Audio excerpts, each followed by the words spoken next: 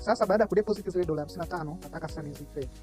Uh, nakuja kwenye Chrome kama kawaida, naenda kwenye bot yangu kupitia bot.hptech.co.tz na ingia hapo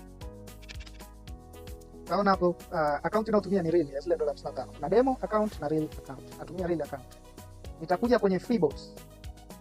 Bots ya kwanza kabisa hapa. Pitia bot over and under 1 second. Ambayo inatumia 50. Yes. Load bot, utabonyeza load bot. Baada ya hapo kwenye stake utabadilisha hapa kama unataka kuongeza stake yako. Lakini take profit mimi nachukulia kwenye 2.5. Kwa hiyo inaweza kuchukua 3 ngapi? Kwa hiyo nikishamaliza hapo ninachotakiwa mimi kufanya ni kurun. Kwa hiyo nita run bot, transactions zitaonekana. Ya kwanza nipo nje, ya pili niko ndani. Ya tatu niko nje, inayofuata niko ndani na dola 1.80, dola 2.70 na ngapi? Nimesha hit profit. Hapo nimetoka 55 mpaka 57. Na reset alafu na run tena. Toka hapo 0.7 niko nje, hiyo niko ndani, hiyo niko ndani, hiyo niko nje, hiyo niko nje, hiyo hapo niko ndani, tayari nimesha hit profit.